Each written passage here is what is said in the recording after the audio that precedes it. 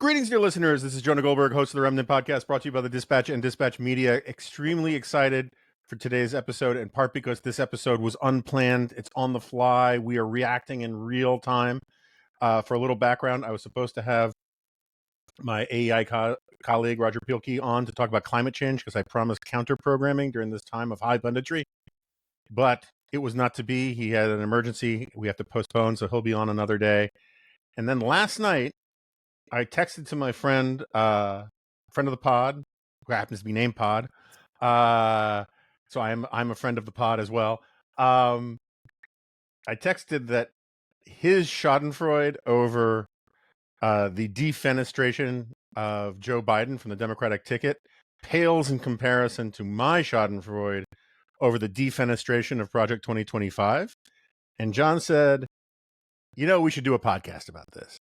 And I said yes. And then I don't know when or if we were ever going to actually get to do a podcast before the issue climate change. But then this cancellation came and it was like the stars aligned. And I said, hey, can you come on right now? And he says, how about 20 minutes? So through the miracle of menschiness and availability, I bring you none other than the editor of Commentary Magazine, one of the greatest, almost the last great egghead magazine of the American right.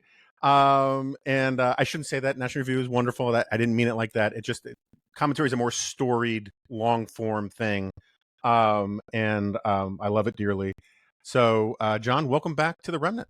Well, thank you very much, Jonah. It is a thrill to be with you, to enjoy a political moment in some ways, because there's been so little that has been enjoyable about American politics over the last 8 years, and at least the last month has provided us with a level of nihilistic entertainment, I would say, that we deserve. We deserve to have a little fun while we are, like Slim Pickens, riding the missile down to the eventual end of everything. That's right. If you make peace with the fact that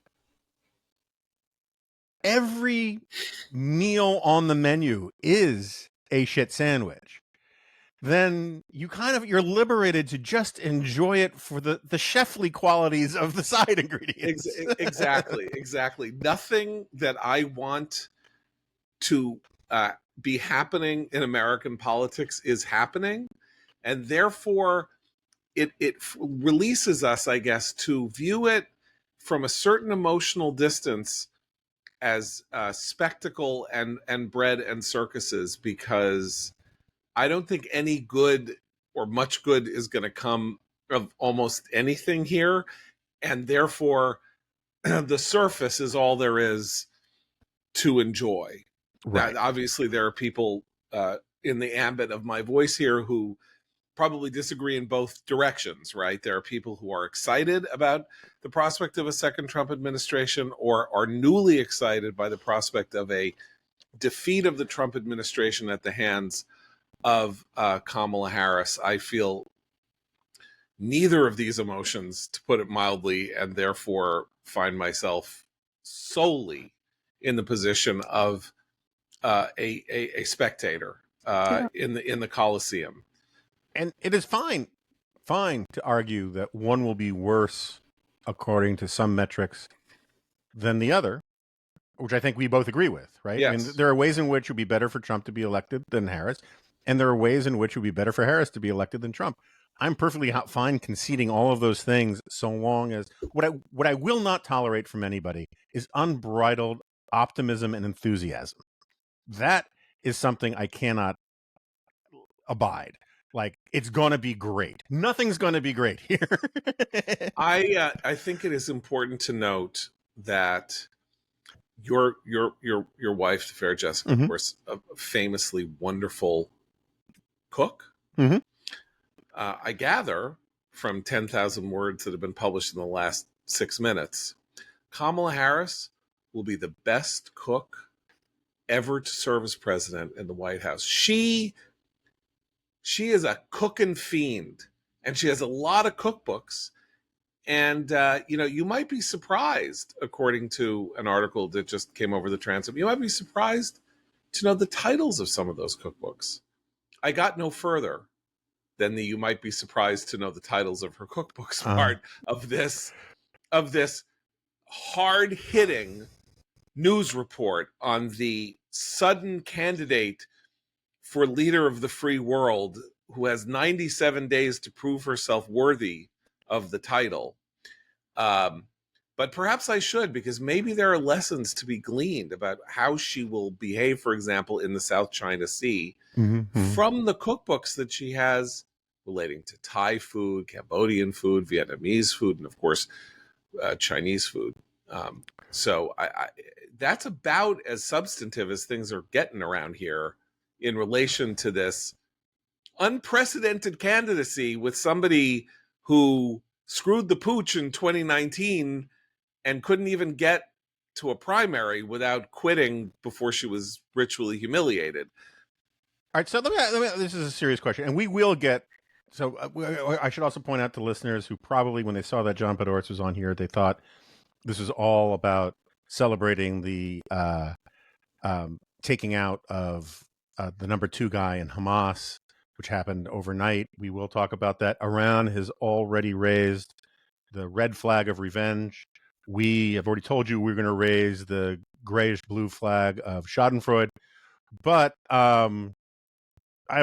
before we get to all of that, I do want to ask, because I've been thinking about this a lot. As I think you know, part of my critique of what's happened to the right in the last 30, 40 years is that a lot of us, I don't exclude necessarily you or me from this. I don't exclude a lot of my friends who I respect dearly. This is not any attempt to impugn anyone's character or integrity. I just think it has to do with a way that people process and frame politics on the right, which is to say that a lot of right-wing pundits and intellectuals think their job is to sort of be political consultants for the GOP.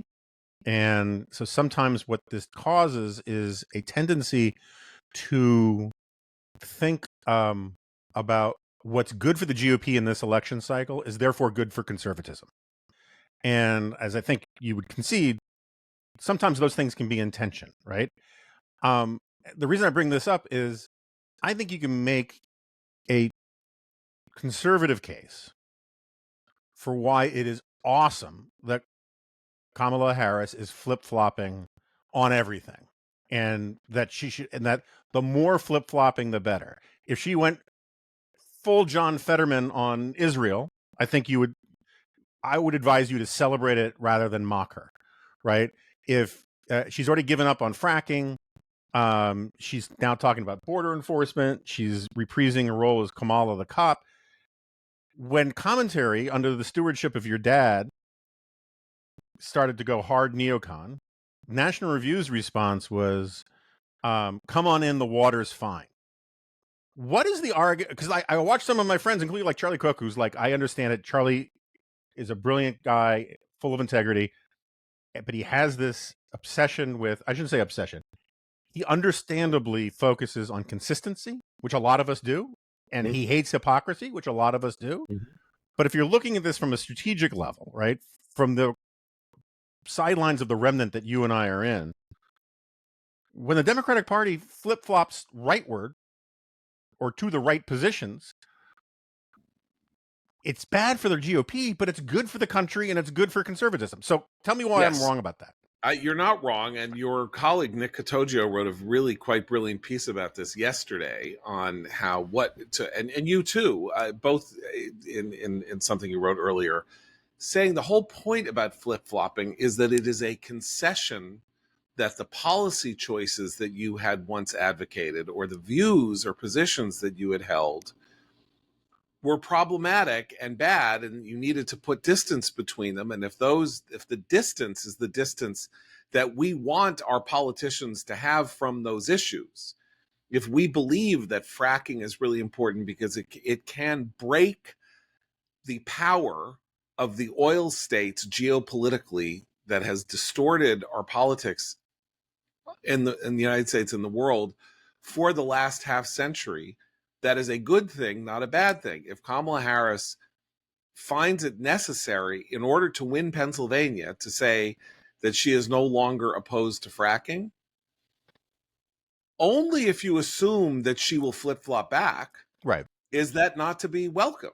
Right. If pragmatically what you learn from the behavior of your political rivals is that the views that you hold are more in line with what the American people think than the views they used to hold, that is worthy. I don't know if it's worthy of celebration, because Charlie Cook is right and others are right that at the very least, all politicians have in some sense is character when the chips are down or when things are in crisis. And if they show absolutely no, and, you know, if they don't adhere to principle in any way, shape, or form, when the chips are down and it's 3 o'clock in the morning, God knows what you're going to get out of them. So I don't want to dismiss it, but I do think that it is notable in this election that she is flip-flopping where she is flip-flopping. Fracking is, I think, the most interesting example, because you can isolate it to Pennsylvania, because the Marcellus Shale, the giant natural gas oil field under Pennsylvania is rich from the Marcellus Shale because Pennsylvania fracked, and New York State, under which the Marcellus Shale, over which the Marcellus Shale, or under New York State also banned fracking. And so, like Daniel Day-Lewis in There Will Be Blood, Pennsylvania is drinking New York's milkshake, right, and taking all of the. But that's good, because the more natural gas that we produce through this process and get it out in these pipelines to the Gulf of Mexico and out into the world, and the freer that the world is from the dominance of the oil states, the more we can revise the geopolitics of the 21st century in a way that will be better for the United States and better for the world.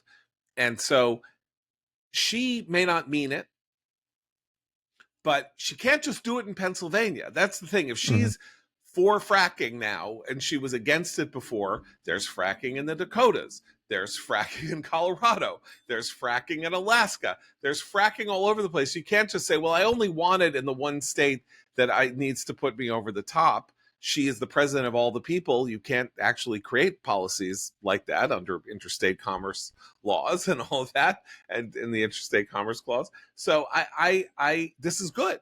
Yeah. That's a good thing.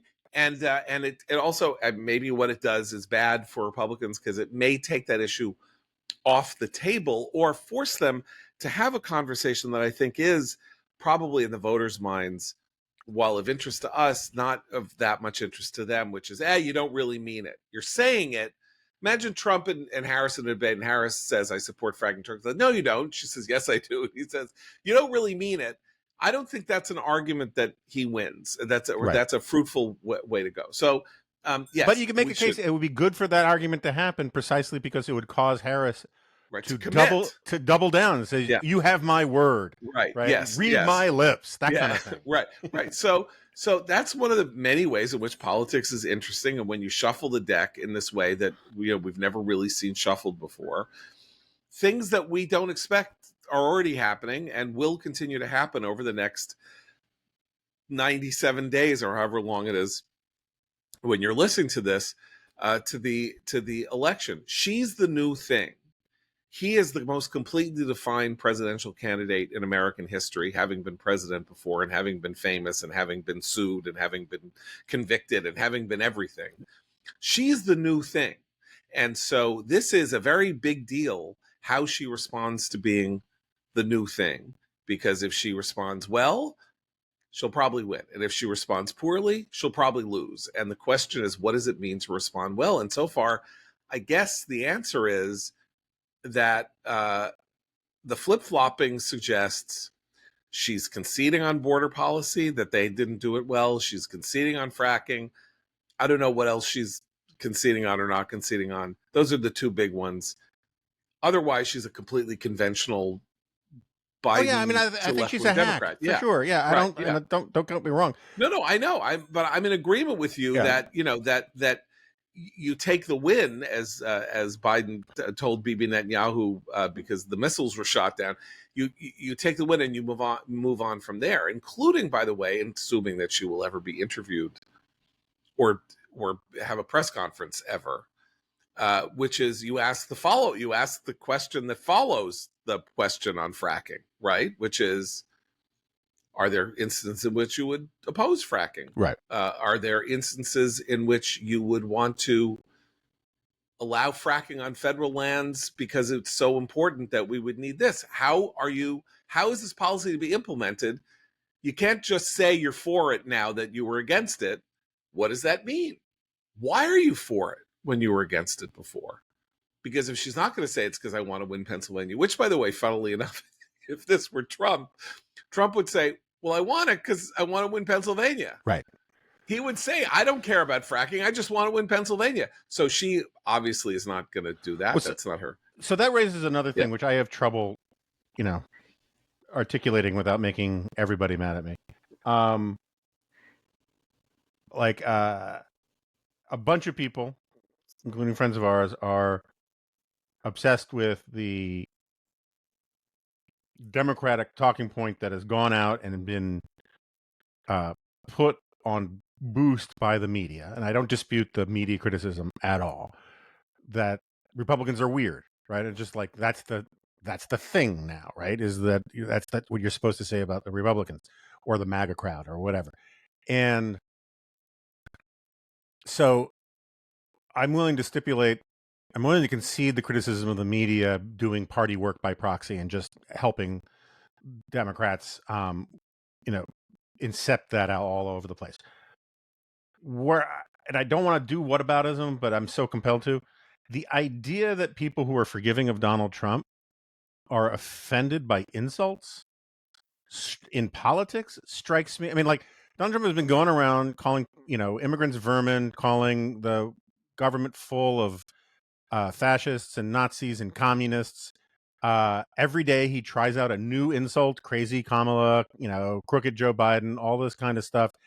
And yet you get a lot of people getting their panties in the bunch, right? Going with bowel stewing dudgeon about Democrats calling Republicans weird. It's like, if weird isn't part of included in the sticks and stones allowance that the Trump world has created, I don't know what is. And so I don't get why it's like the people who are still bitching and moaning about being called deplorable 8 years ago.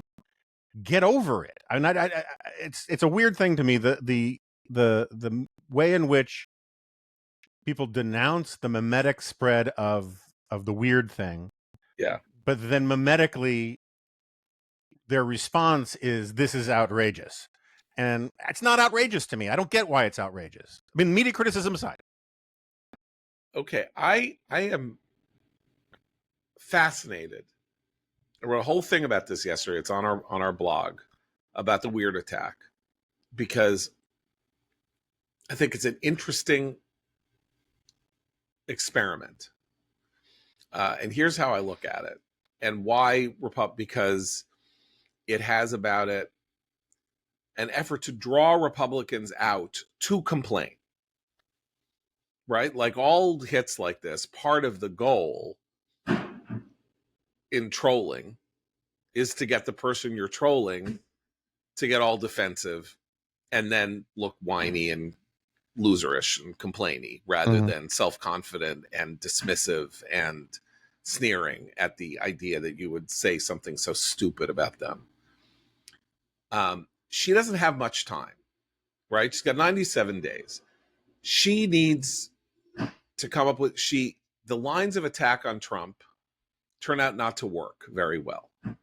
Maybe that's only under Biden. Maybe she can revive them. But the felon stuff had its effect, but it's over. The Trump is, whatever. All the stuff about him, and he's still at 46 or 47% in the polls. So they need something new. They need a new angle. And the angle is weird. And why I think that's interesting is that there's no substance to it. It is a vibe, right? we're in a vibe shift moment. It's a vibe. They're weird. You know, that guy JD Vance, he's weird. Trump is weird. He talks about Hannibal Lecter. That's weird. If you can somehow kind of spread this idea, sort of like a, you know, like a fog over the United States, people will start going, yeah, you know, Trump's is a little weird. Maybe I'll vote for him anyway, but he's a little weird. And part of the reason that it's an interesting game is that it has been an axiom on the right since 2020, 2021, that Kamala is weird. Mm-hmm. She's Selena Meyer. She's unburdened by that which hath come before. She talks word salads. Her speeches are hilarious because they are so incomprehensible and full of Marin County argot, Northern California crapola speak. And we've been sitting around saying, well, look, no one likes her at all. Partially, it's some weird, like she talks, she sounds weird. And so they're jujitsuing it. They're going, oh, you're weird. Why are you weird? What are you attacking childless women for? That's weird. Who does that? What kind of person are you? Do you know why that person is childless? Do you have any idea? That's a weird thing to attack. What? Childless women are destroying America? How is that even possible? What weirdo has that opinion, right? So I think if it bites, it has two qualities. One of which is it resets the weird table away from her and the Democrats. And let's face it, if you were going to say who's normie and who's weird, you don't say that the Republicans are weird. The Democratic Party has embraced trans. The Democratic Party, one of her first campaign appearances was with drag queen RuPaul. We have just watched the Grammys and see the parade of psychotic clothing, comportment, bearing that are, you know, people who create American music are involved in. The cultural messages that come from mainstream media are weird. Like, they are not have a nice house with a couple of kids and you're in your minivan going to the picnic. They're, you know, weird is good, weird is better, weird is drag queen story hour, weird is ever. It's wonderful. It's wonderful how weird America is. Keep Austin weird. That's their doctrine. And so if you can jujitsu it away from Republicans who have had some success over the last 3 years, saying, you want a guy to swim, you want a 6'2" man who says he's a woman swimming in races against born women who are 5'6" and don't have his Leah Thomas's musculature, and that's normal? You want people with penises who claim to be female in locker rooms with teenage girls, and you don't quite know why they're there or what they're up to, and the girls are uncomfortable, and maybe they're doing it so they can ogle girls while saying that they're not doing so, and they're being voyeuristic. That's all, I think, come to be accepted as weirdness. And they need some cultural defense. So they're taking it to the normies. Because whatever you say about JD Vance, I don't think he's weird particularly, but that's going to stick to him. I don't think weird is the problem. We could talk about what's wrong with JD Vance till the cows come home. But weird, he's not. He's like a guy. He went off to the Marines. He went off to law school. He wrote a best-selling book. He became a senator. He's like had this kind of American success story life, married, 3 kids. Nothing weird about him. He just has like some very problematic opinions that are legitimately discussable. Yeah, so I hear what you're saying, and I think you make a better case than the way I had not thought about it in terms of some of that stuff, in terms of policy stuff, all right, or the way elite culture plays out in Middle America. I think you're right, to a large extent. That said, I think you were giving short shrift to the weirdness of Trump world, and the way it presents, right? I mean, Marjorie Taylor Greene is weird. Lauren Boebert is weird. Matt Gaetz with his facelift, done the morning before he went out to go speak in front of the RNC, is weird. They are weird. The Trumps are weird. Don Jr. is weird. Eric is weird. And Donald is weird. I'm not saying they're not weird. I am saying that they are not exactly tribunes of weirdness precisely. No, I agree. But I my only point is that the way the Republican Party is framed for normal people who haven't been, is it red pilled to become Trumpy? I can't remember whether it's red pilled or blue pilled. Yeah. So, but like late night comics saying, J.D. Vance is this guy who said 4 years ago that Trump might be America's Hitler, and now he loves his Musk. That kind of thing. Anytime that you hear anything from Steve Bannon, right, or Michael Flynn, you're like, that's kind of creepy in ways that I think in a weird way seem much more political to a lot of people, right? The trans stuff, I think it unsettles a lot of people, and including at times me, depending on the context and the specifics. But it feels less openly political to a lot of people than the dictator for a day or some of the crazier stuff you hear. I mean, did you see this Jesse Waters clip from yesterday? It's fantastic. It ends with him saying, and you could feel Dana Perino going, "Why do I have to sit next to this lunkhead?"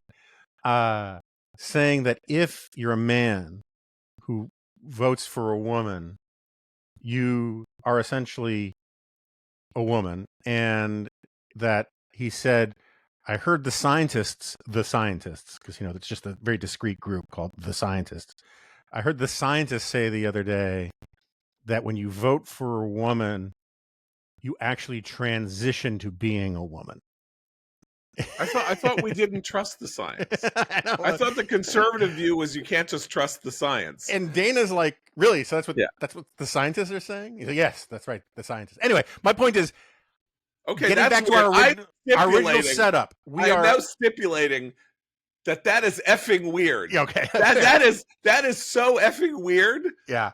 That the fact that he dumped one wife for another, like the wife that he now has that he dumped the other wife for, if I were her, I would be looking for the exit. I'm sorry, like that is misogyny of a very high order. Yeah, it's all just weird. But this gets us back to my point at the beginning. Is I just simply think that like there's something about the guy who's actually running for president. Like if the guy who's if the transgender woman who's in HHS, Rachel Levine, yes. If Rachel Levine were the candidate, yeah, Democrats would own the weird. Right. Okay. But Donald Trump, just the way he talks about this stuff, the chaos he brings, the association that people have from 4 years, I think the big vibe thing is just simply you now have Democrats being able to vote. The Democratic candidate is now the unalloyed candidate of change. And people have wanted a change election. And I think people have been downplaying. I mean, you've been saying it on the commentary podcast. I've been saying it on my stuff. We've been talking about it with each other. Americans didn't want that choice for 2 years. They were screaming it, right? And then all of a sudden, that choice is taken away, and they get to vote for this woman who, on paper, actually is very accountable to the incumbent administration, but that's not the way she plays in public. And all of a sudden, all the smart people are saying, it's an unchanged race. The dynamics haven't changed. And I kind of feel that I've been saying for 2 years that this is going to be a vibes election and policy is not going to matter that much with the exception of like abortion and the border. And I think I was right. I think that this is going to be a vibes election, and I would much rather have as many problems as I have with her. I'd much rather have Harris's vibes than Trump's vibes. Right now. Okay. But see, you're saying that Trump is the attack that Trump is weird. I think that interferes.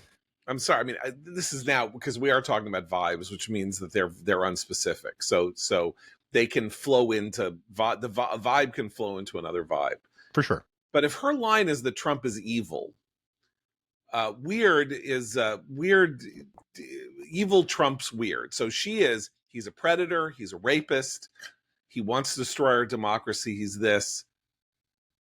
And he's a little weird. Like, I'm sorry, the weird is like almost undercuts the seriousness of the case that Democrats want to prosecute against Trump. She wants to be the prosecutor, right? That's her line. I'm the prosecutor. I send people to jail. I'm looking at, he's exactly like everybody I sent to jail. This guy, I know how to deal with him. He's a predator. He's a monster. He's this, he's that. Then saying it's weird that he mentions Hannibal Lecter is like putting a cherry on top of I don't know. It's not. It's I agree not great, but I think it's good on Vance. I think as a hit on Vance, even though I don't think Vance is weird, I think he's got other problems. But if what you want to say is, what is that guy talking about? He's weird. Jeez, that's kind of woo. Rather than saying, how dare he say this about women? It's and then you get kind of like this dynamic of self-righteousness versus self-righteousness. Mm-hmm. They're just trying to shrink Vance down, right? They're just trying to make him small and little and unimpressive and in over his head, right? That's what the kind of Vance attacks are. He's not up to this. And it's, funny because of course he's an intellectually formidable person on paper and has had this, as I said, the day that he was nominated. There are grounds on which to argue that he is the most successful person of his age in the United States. He's a guy who went in 10 years from being a nobody to being a best-selling author, the subject of a hit Netflix movie, senator from Ohio, and vice presidential candidate of the United States, and coming from a background in which his mother was a junkie and lived this incredibly unstable life. This is an unparalleled record of success. And they are successfully going to, and because of him, because he did it himself, to himself, in my view, because of his behavior before he went wildly mainstream as a political figure, they're going to make him look little and odd and off-putting. And that certainly wasn't why Trump picked him, and it certainly wasn't why he's there. And therefore, you have to judge his treatment over the last 2 weeks as a very studyable moment in how to frame, characterize, and destroy your opponents. Okay, so we talked a little bit this on Glop, our award-winning, minus the awards, acclaimed podcast with Rob Long. Yeah, it has what's that line? Your favorite line from Animal House? It has a long history of existence. Yes, right. Long tradition of existence. Yes. Yes. And we have, I think, been doing it for like 12 years or something, which in podcast terms means that we're like the Spectator magazine, which was founded in England in 1697. I think Econ Talk is the only podcast I know of that's older. Yeah. But so we talked about, the circumstances by which Vance was picked had more to do with Don Jr.'s coke rage and Tucker Carlson's paranoia and Elon Musk's emoluments, let's call them. Yes. And it's very clear now that, I would love to read the piece that explains, did the Trump campaign's vetters go back and look at these podcast appearances of J.D. Vance and say, holy crap, this is awesome stuff, that's gold? Or did they say, uh-oh, this is trouble, and got overruled? Or did they just not vet him at all? And I don't know what the answer to that question is, but it gives me an opportunity to broaden out the question. I have this theory. Look, in 2015 and 2016, I definitely thought, after the John McCain thing, that was it. He was going out, right? I was applying the old rules. When he said he attacked McCain for getting captured. And there are a bunch of those moments where people like us, I can't remember specifically where you were on various things, but there were times where Access Hollywood, right? Okay, it's over, right? This guy's done. And the people who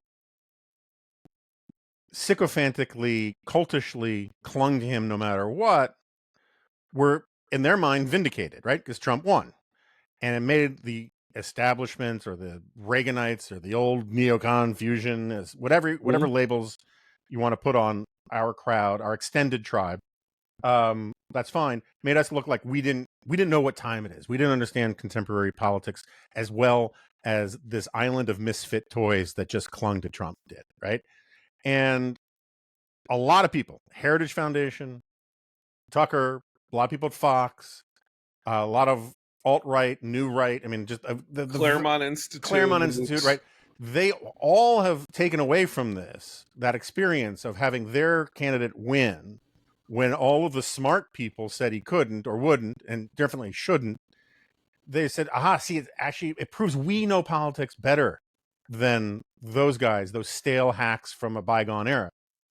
And I think the thing that both Vance and this Project 2025 stuff proves is that these schmucks don't understand politics very well at all, right? It's just they winner's bias is a thing. Like if there's that great cartoon where the guy wins, the guy says, "You people thought I was crazy. You people kept putting me down, but I stuck to my convictions and I won the lottery and I was right." Or it's like they picked the monkey that ended up banging out War and Peace out of the billion monkeys, and they think they have a great judge of horse flesh or monkey flesh or whatever.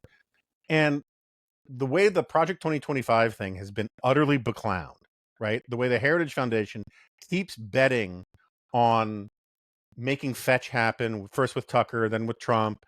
The way the insiders who are completely high on their own farts pushed Vance as the best pick possible.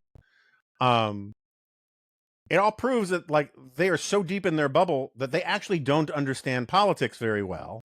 But because Trump presents as a winner, even though he's cost Republicans hundreds of winnable races over the last 8 years, they don't see it. And that's what I welcome so much about the defenestration of Project 2025 is this. We're raising the Schadenfreude flag here. Yes. Is the way in which all of these people who told me that me and my heroes and my institutions were all fools who didn't know what time it is and that we are the wave of the future and we get it and you don't. It turns out it was all fan fiction. Mm-hmm. Because their smartest people worked night and day on this thing, and they got Trump threw them under the bus so friggin' hard he would win the biggest stuffed toy at the carnival for it, right?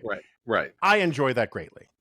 You should, and I would go one better, and not to be like self-congratulatory, because it's not self-congratulatory to say that you go through a long dark night of the soul in which you realize that you were wrong about things. That's not something to congratulate yourself for, but I think it's fair to say that when Trump won in 2016, you and I and a lot of other people sat down and said, what did we miss right here? What was it?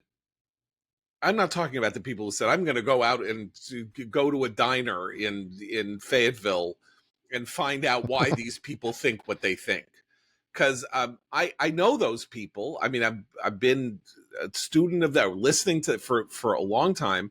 And I knew that there was this strain in American politics that became pretty evident in, I think, mostly to me, when George W. Bush put out his immigration reform proposal, and the entire right turned on him on a dime. This is early 2006. And it seemed to me that part of that was a kind of delayed response to Iraq, which they still nominally supported, and to the Hurricane Katrina incompetence, which they felt saddled with. And then this was number 3, and it was Bush doing something that they really did not approve of, and that was the moment at which Bush lost the right and never regained the right. So that was 9 years before Trump arose. But when the 2015 election happened and you had this 1927 Yankees slate of potential candidates for president, and you said, my God, look at this. This is pretty crazy. Like, there are people I like and there are people I don't like, but you've got this rising senator from Florida. You got this rising senator from Texas. You got these governors. You've got Jeb Bush. You got this, you got that. Like, any one of them, a totally credible front runner in a different year where there was, particularly in 2012, when, it was very hard for Republicans to settle on a front runner. Like, any one of those guys in 2012, where they would have been in 2015, would have like run away with the race. And then Trump comes in, blows them away. All this happens. I still think Trump doesn't become president without Comey reopening the Hillary Clinton emails investigation on October 20th, 2016. Nonetheless, Trump wins, and you go, okay, what did I miss? What did I get wrong? What do I not understand about America? How bad is this? Like, how much of this is about coded race stuff? How much of this is about coded anti-Semitism? How much of this is right-wing hatred of America that Trump is giving voice to, that I thought we were the patriotic party, or I thought Republicans were the patriotic party? And, you know, that's an ongoing set of questions. But yeah, the triumphalist Trumpers are sitting around, and Trump and Republicans are slaughtered in 2018. Trump loses in 2020. He causes the Republican Party to lose control of the Senate by his behavior in Georgia in the recall runoff elections in January of 2021. And then in 2022, because of a lot of the candidates that he endorsed, Democrats have a way better day on election day. So he wins one, he loses three. Where's their rethink? Right. Where is Roger Kimball saying, you know what, maybe there's something wrong here. I don't know. Maybe this isn't working out the way I thought it was going to.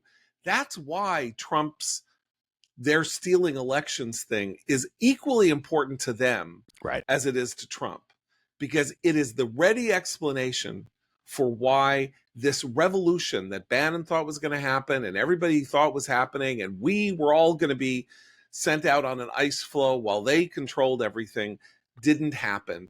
It's that nefarious conspiracies came about to steal their victories in the House, the Senate, and the second term from them. And Trump, and this election now is their chance to right that and then get back to being able to say, we were right all along. And, you know, he may win. He's going to win by 1 point if he wins. You know, I mean, I think that's fairly clear, right, that we're now back to a jump ball election or something close to a jump ball election. Or he'll win by exactly the same number of electoral votes that he won by and Biden won by. But they're wrong. Like, they did not revolutionize American politics. Trump drew to an inside straight.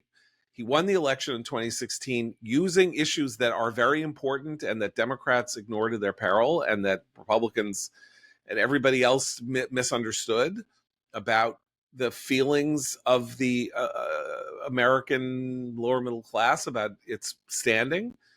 But he stinks. Like, they stink. They lose elections. All those MAGA people lost elections.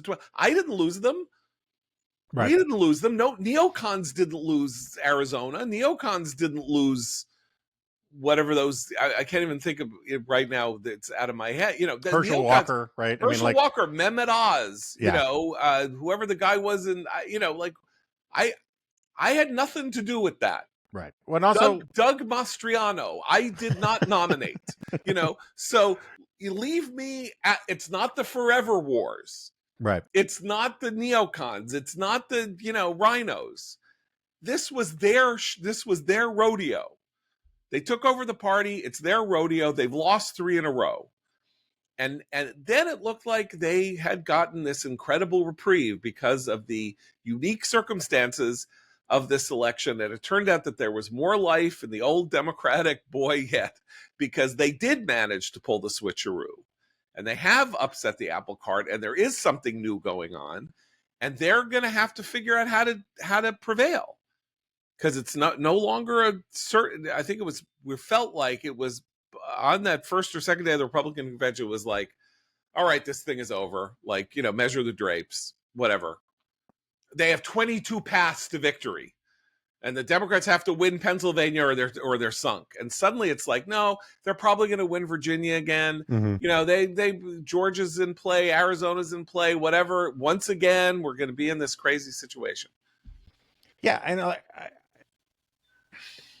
the just bringing back to the Project 2025 thing, you know, Yeah. Kevin Roberts. I mean, Heritage had a troubled rep, had good people on it for the last 50 years. I don't want to disparage everybody who's there. And its problems have been long in the making. Jim DeMint was representative and an accelerant of his problems. But Kevin Roberts, as the president of Heritage, really leaned into this idea. Like, DeMint wanted to make the Heritage Foundation basically the embassy for the Tea Parties in Washington, which I think was a strategically bad idea, but okay. And because I generally had Tea Party-ish positions, I was more forgiving of it.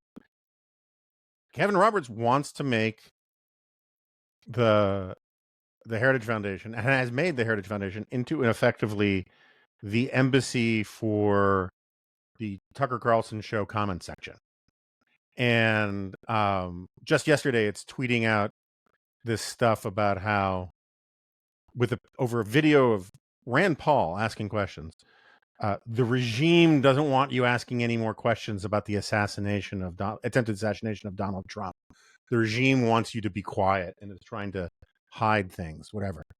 Now, I don't expect normals to know like what the meaning of regime is, but Heritage should know that like Rand Paul is part of the friggin' regime, right? I mean, like, the regime is the system of government. Yeah. The Constitution is the regime, and they're doing this boob bait stuff. Kevin Roberts had to change the name of his book, that is the forward of which is written by J.D. Vance, which is just awesome, because it was too bloodthirsty. The thing that first prompted Trump to go after them was him saying we're going to have a second American Revolution and it'll be bloodless so long as the left allows it to be, right? That, first of all, that stuff's weird and plays weird with normal people. And B, it's profoundly stupid politics. Everyone who wants to talk about how JD was this confidence pick, everyone around Trump just seems that they're like the friggin' Bolsheviks. Well, the Bolsheviks won, so we can't even count that. Yeah. But there's a certain kind of historical determinism that the radical right now has adopted from the radical left, that just thinks that, step one, steal all the garden gnomes. Step two, question mark. Step three, total victory and trad wives for everybody. Yada, yada, yada, trad wives. The thing about Project 2025 is that it represented a category error on their part that they should have understood. In 2016, Trump came to the organizations of the right and said, let me stand on your platform so that you will elevate me. I need you. I need you, as I actually said in the commentary podcast, to kosher me, to make me kosher. I need you say that I'm good, I'll give you judges to the Federalist Society. You say I'm good, I'll give you domestic policy choices to the Heritage Foundation. You say I'm good and I will be as pro-life as you need me to be, he said to pro-life organizations. And he united the party. He got through. The Republican Party was not united. He only got 45% of the delegates at the Republican convention, but he managed to bring them all together and particularly to get the vanguard to say he was okay. It's 8 years later, and he doesn't need Heritage. Heritage needs him. He doesn't need anybody. He is the Republican Party. And when Heritage comes along and creates a 1,000-page document on what he should do, and some of that document looks like it can be used against him, particularly when it comes to abortion, he has literally no incentive not to take a grenade and throw it into the Heritage Foundation building and blow the Heritage Foundation building up. Don't do this to me. Did you clear this with me? Did you think it was okay to create a book with hundreds of policy positions that I would then somehow be in a position where I had to sort of implicitly say that they were all fine? I'm not doing that. You know what you're going to do? You're going to take the guy who wrote that book, and even though he worked for me, and you're going to fire him, and you are going to end the project, and you are going to apologize to me. And by the way, the $250,000 casino license that you want, I expect you to pay yourself personally, Senator Geary. I would really appreciate that. And you know what? Kevin Roberts will pay that $250,000 casino license fee, because he had a misunderstanding of who he was in the Trump movement, which is to say, he's nobody. Right. Everybody's nobody except for Trump. So that's the joke. The joke is that even they function with an old-fashioned institutional understanding, which is, look, we're on your side. This is what we do. We're going to do it. It's like, you could be on my side or not be on my side.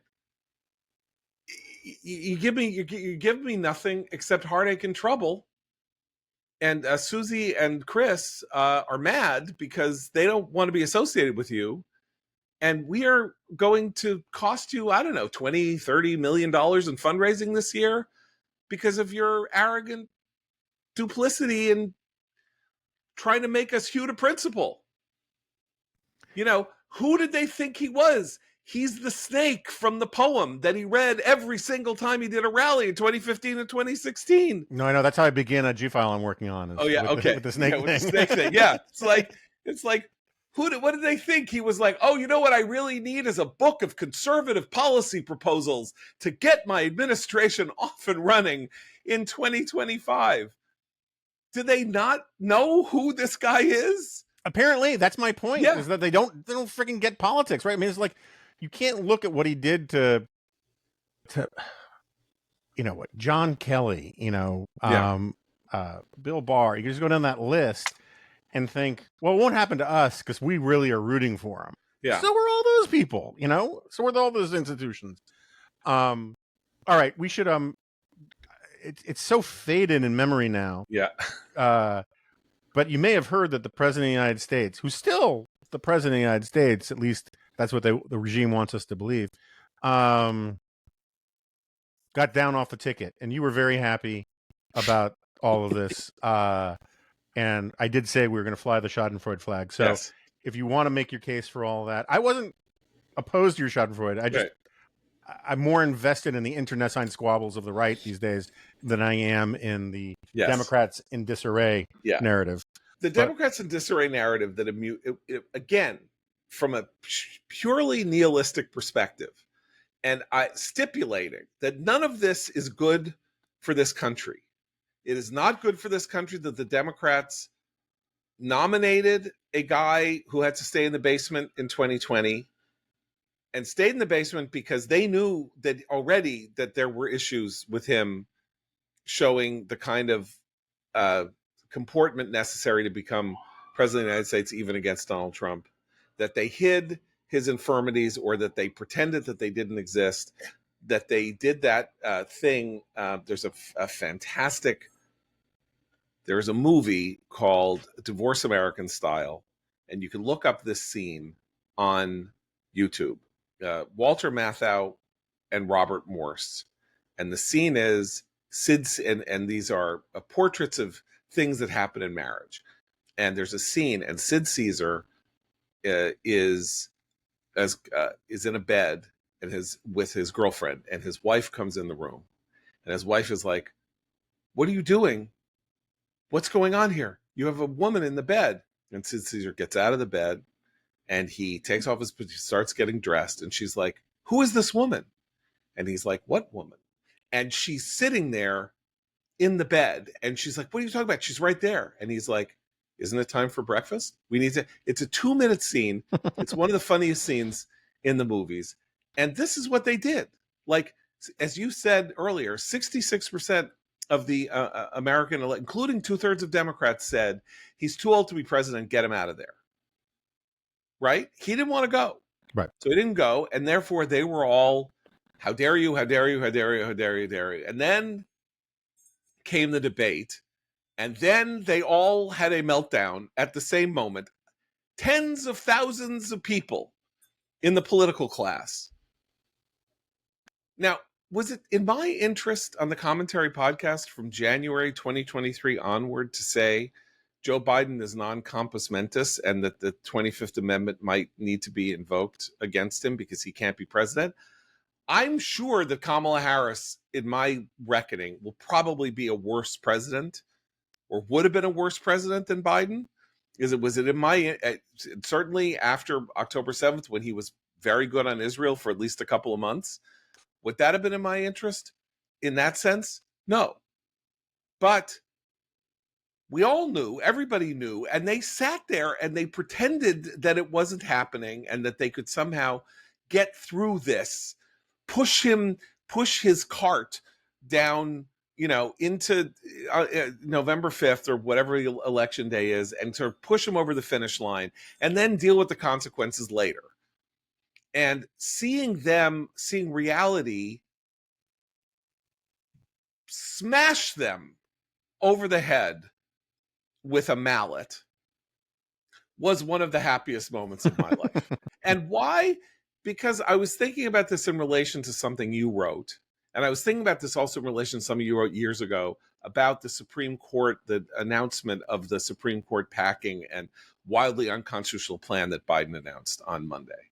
And that is this thing you wrote called "To Hell with You People." Mm-hmm. It was on nationalreview.com. It was on the corner. I think it was on the corner, right? Wasn't it? Yeah, it was a corner post. Yeah. And it was basically like, I don't even remember what the triggering thing was for "To Hell with You People," but it's like, you've been sitting around here calling us hypocrites, calling us losers, saying that we're bad, saying we're this, saying we're that, and now you're doing exactly what you say that we did. You know what?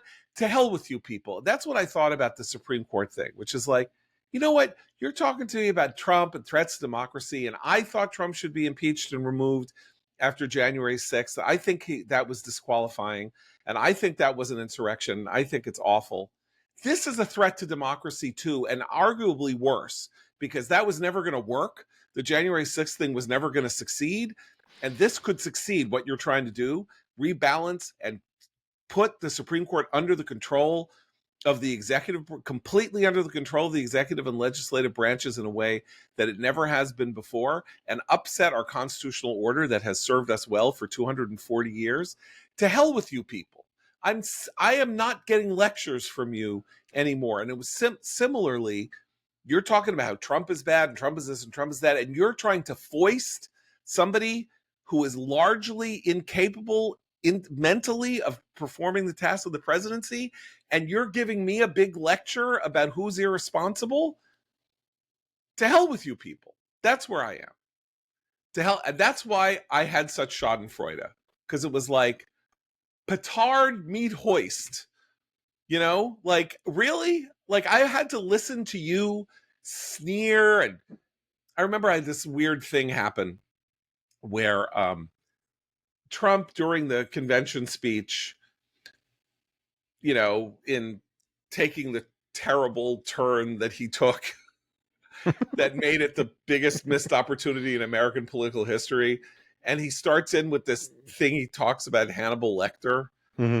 And Tom Nichols, the never Trumper, third-rate never Trumper, who writes for The Atlantic because he's a never Trumper, said something like, to hear Hannibal Lecter invoked as a joke to be invoked by this is beyond anything that I've ever seen. And then I said something back like, it's a joke, son, like Foghorn Leghorn. And then he's like, it's no joke to invoke a serial killer when you're talking about policy in the United States.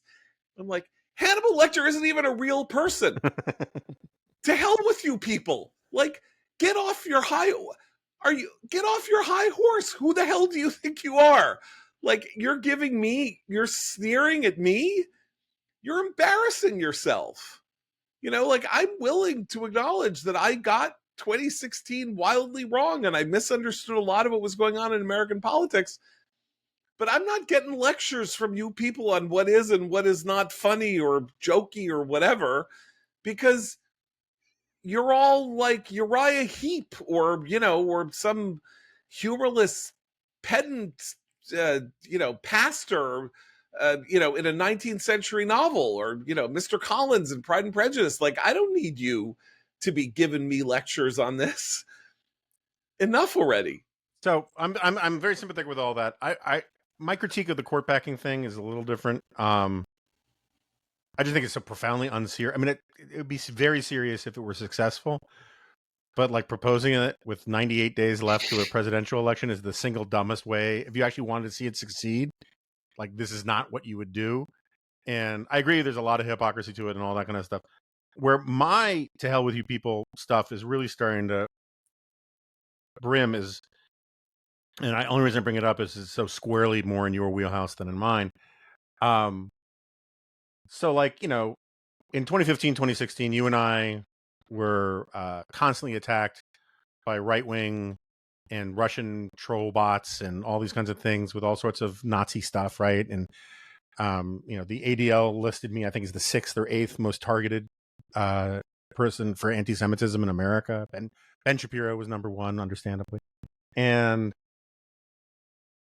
I skinned my knuckles quite a bit saying that the right cannot have a big tent policy with anti-Semites and alt-right people, and like the idea that somehow I should be the one to lighten up because I don't want to hang out with the people making Jews in an ashtray jokes. To hell with you people, right? And like there's a lot of that, shut up and get on the Trump train. They're part of the coalition. You know, you're the one who has to give it. And I was like, no, any coalition that has them in it is not one I want to be part of.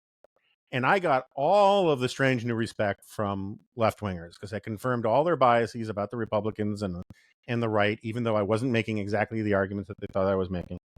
And because I now and then think I was taking the right position, I have no apologies for it.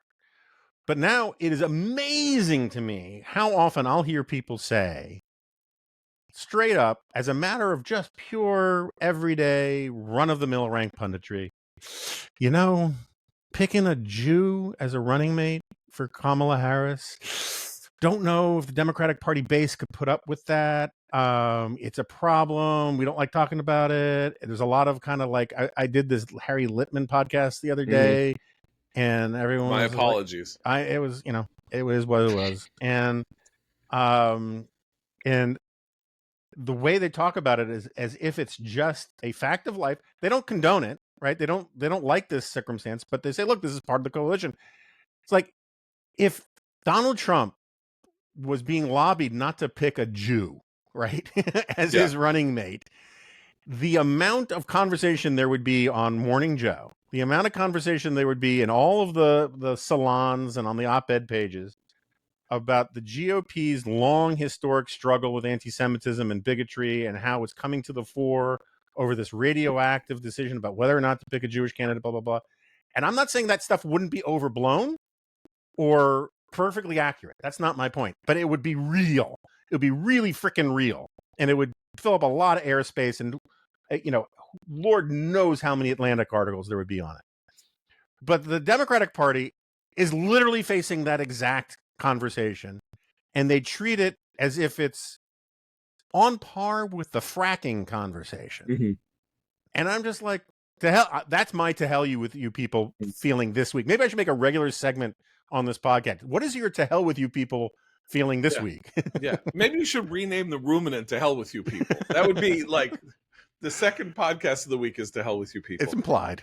I mean, this is a very interesting and complicated question, the whole question of, because right now, it looks like she's going to pick Shapiro because she's having this event in Philadelphia to announce, to have the first rally with her candidate. Why would she be doing that in Philadelphia? I don't know. Maybe I'm wrong. Maybe that's a feint. Maybe she's not going to pick Shapiro. I myself have been skeptical that she could pick Shapiro, but that's because I think the Democratic Party's move on these matters and its direction on these matters, as first revealed in 2012 at the Republican convention, in Democratic convention in Philadelphia, when the delegates on the floor attempted to block the platform from saying that Jerusalem was the capital of Israel. Right. That was 12 years ago.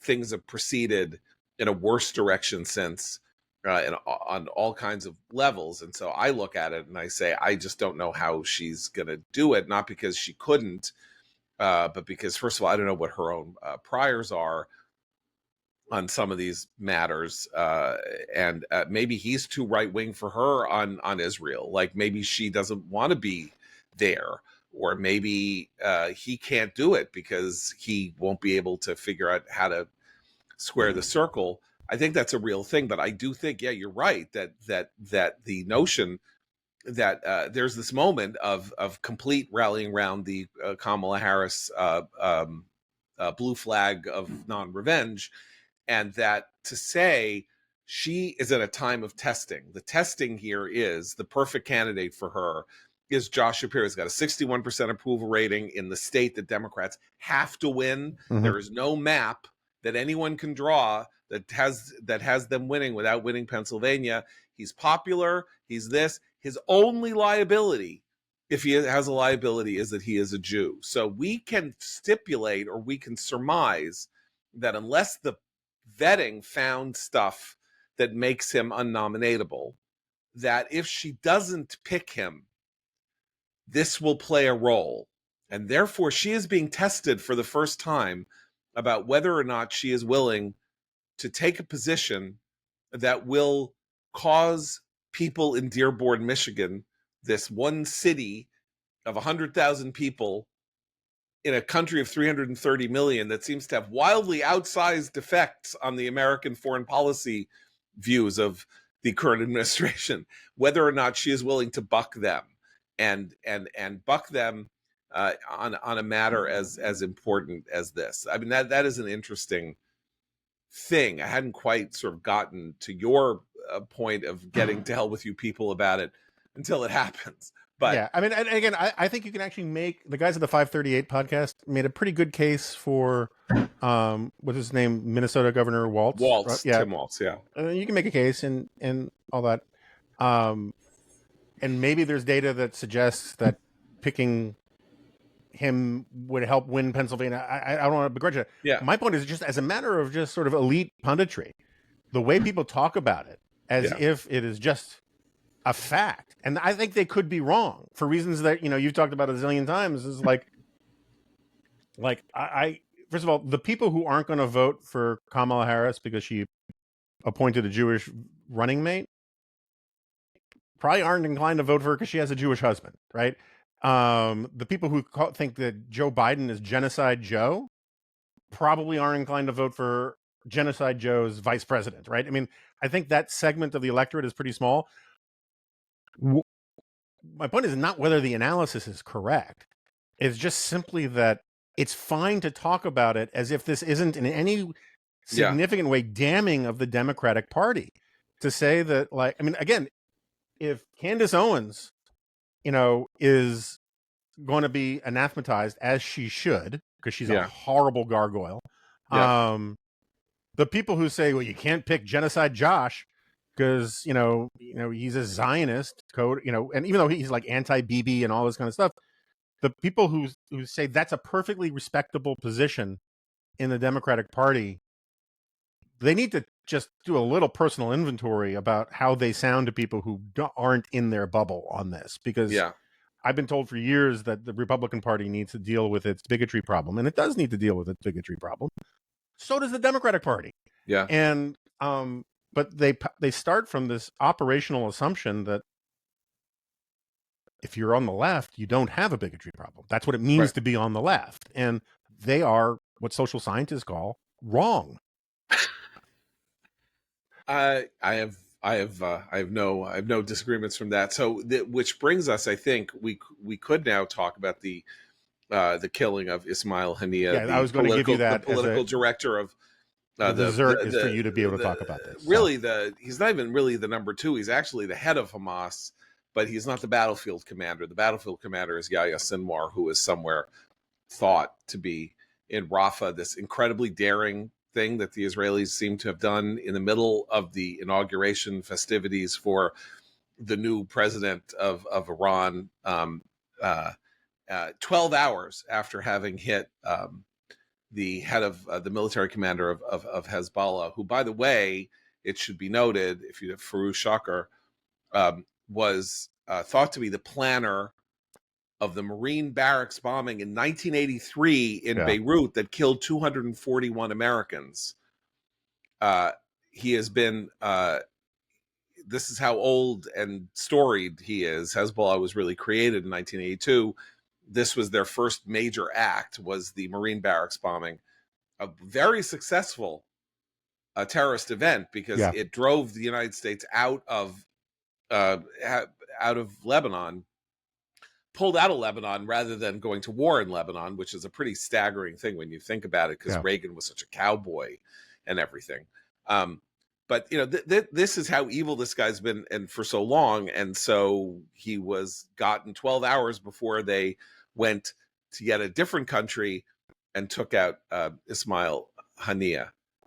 Now, not to talk about why this is important. It's important because this really is, it's not a death blow to Hamas, but the panic and terror that this is going to induce, the fact that it was basically, its head was cut off, and now there is just this one guy who was running the military campaign that is now really being lost, and Rafah is the one leader left of any standing.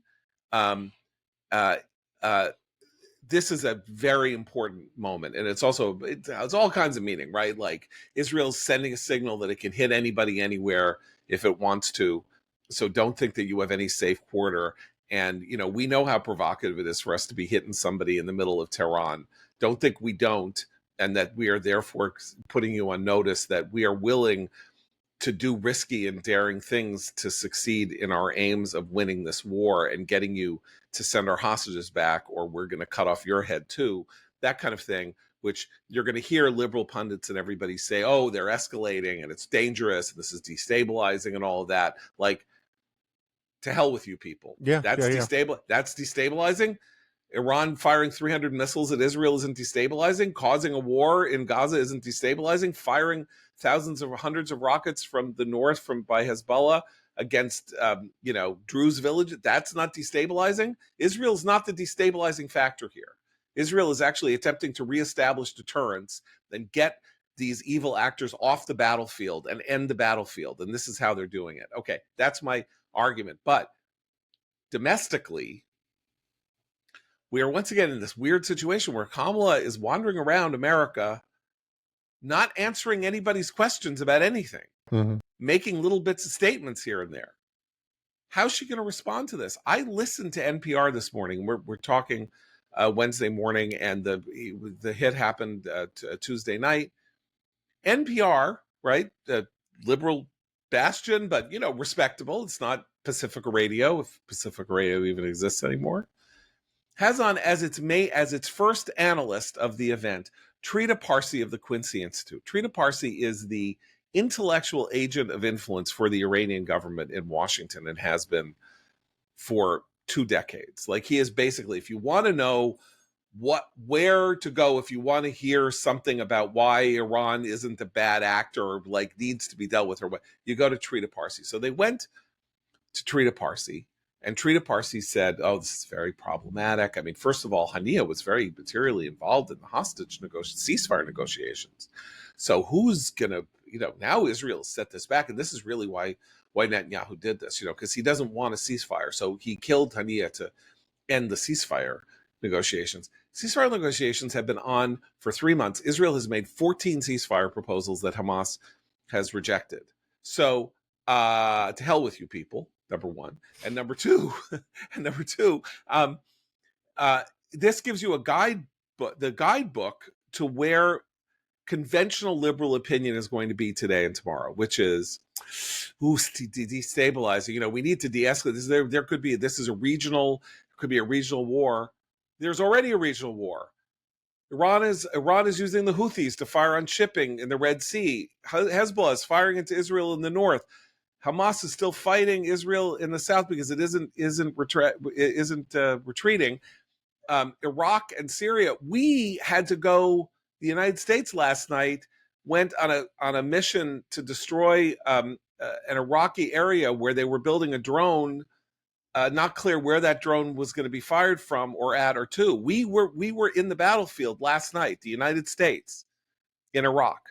So, and Iran firing 300 missiles and being the sort of the puppet master here. So there is a regional war. It's already happening. It's been happening for almost, for 10 months. And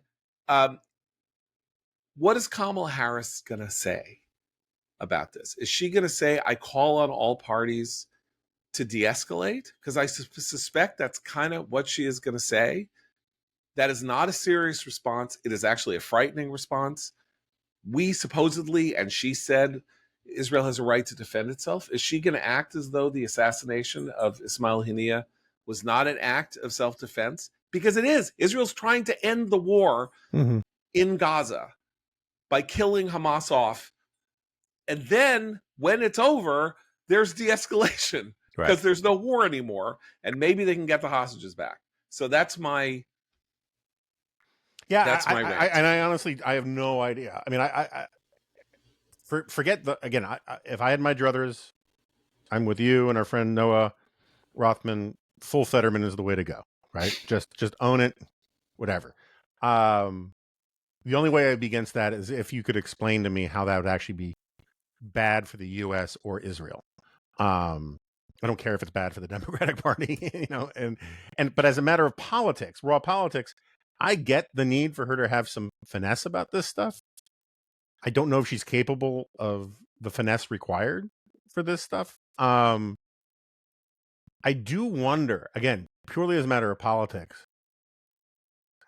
if she feels at all limited and to what degree by not wanting to get out in front of Biden on anything, because Biden's still the president in nominal terms. And how much of it is, I mean, if I were her, I would be as platitudinous as I could get away with. Israel's a right to defense. We want to see less bloodshed, blah, blah, blah, blah, blah, civilians. And then say, we only have one president at a time. As a matter of our current policy, that's for Joe Biden to explain, and kind of use that as an excuse not to make any overarching commitments. I think cynical, all that kind of stuff. But she said she can't stay silent. I get it. She said last week, I can't stay silent. So I don't know. You're right. You're right that could be a gambit that she uses. I mean, I'm in help me mode, right? On this. I understand. I know. But I know. Look, this is all very complicated. And the other thing that Trita Parsi said, which is interesting, is, you know, this comes at a very bad time because the new Iranian president really was looking to heal relations with the United States. Okay. Now, I'm not here to give advice to Kamala Harris or anything like that. Americans do not like Iran. Can we just talk tachlis, as we say in Yiddish? Americans do not like Iran. I know a lot of people were not alive when the hostages were taken. I know that. Americans don't like Iran. Iran hangs gays. They saw Homeland Showtime, so they know something about the way these regimes behave. They don't like the Americans who were alive before 1970 to the present. Remember the hostage crisis? They know that Iran is a bad actor. They know, if they pay any attention, what they did to women in 2021 and 2022. They know it's a totalitarian regime. They know they hate America. They know they chant death to America. Like, I don't think that it's great for Kamala Harris to be playing footsie with people who want us to have a better relationship with Iran. I think that ship sailed when Obama pushed through the Iran nuclear deal. 60% or 65% of the American people were opposed to it, to the JCPOA. It was a 2/3 issue against signing the deal. One of the few times in American history, Americans supported things like the SALT Treaty and the START Treaty with the Soviet Union. Americans tend to like peace deals. This one they didn't like. They don't like Iran.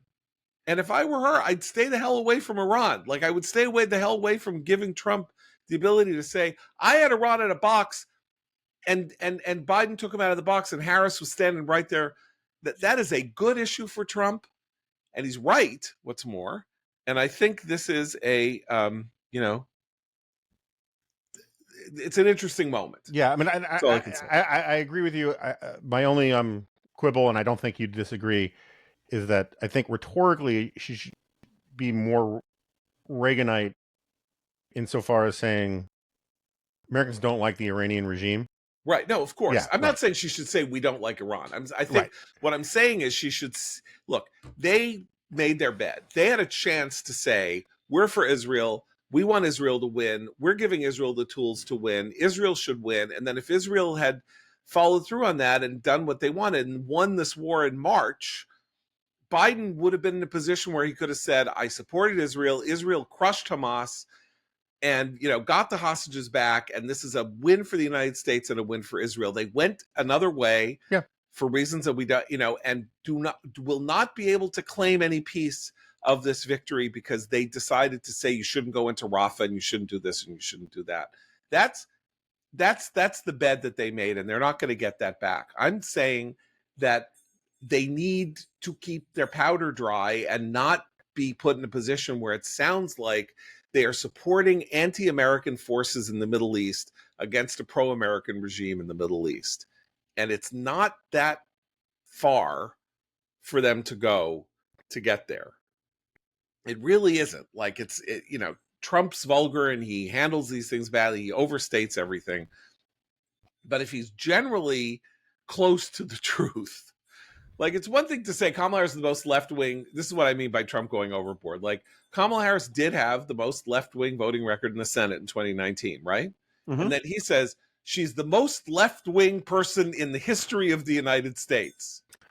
It's like, gee, thanks. You know what? I can name 4 other people right now in America who are more left-wing than Kamala Harris, including your friend Pocahontas, more left-wing. Bernie Sanders, more left-wing. AOC, more left-wing. Ilhan Omar, more left-wing. All that. Like, you're not helping your case. Noam Chomsky, Herbert Marcuse. I mean, there's plenty of people who are more left-wing in the history of the United States, and she's plenty left-wing enough. Right. And she should be hit for her left-wingery, and that should be an issue in the campaign. And my fear with him, as always, is that he tonally he will get this wrong. And the tonally, fear, it's not fear. I don't know what I don't want him in that way, right? But he had a playbook against Hillary, had a playbook against Biden. They were pretty similar, right? In a weird way, because he was going to go with the Biden crime family stuff. That was just a repeat of Hillary needs to be locked up and all crooked that. Hillary, crooked Joe. Yeah. And he also had Biden's policies, right? So he has now been denied the crooked Biden regime stuff because Kamala may be many things, but there's no evidence that she's part of a crime family or something like that. So he really does have her record and the Biden administration's record and policy and stuff to go on as what he goes after her for. And like I say, this is not his strength, though I think a lot of people on our side think it's his strength. It isn't. Like, this is not even needles. I think you said, if it gets really ugly and he gets really insulting and he does that and he gets misogynistic and gross and vulgar about her, that's going to be a problem. For sure. Yeah. Okay. So anyway. All right. Well, you've been very generous. I appreciate it greatly. Not only did you bring excellent content, but you brought it at short notice, so I appreciate that greatly. We're gonna storyboard this "To Hell with You People" segment. Maybe we'll make it a regular thing. We have this thing for Dispatch subscribers only called the Skiff. Maybe we'll have a special sort of "To Hell with You People" thing in there. And obviously we'll have you back, and I will see you on Glop probably sooner rather than later. So thank you for doing this.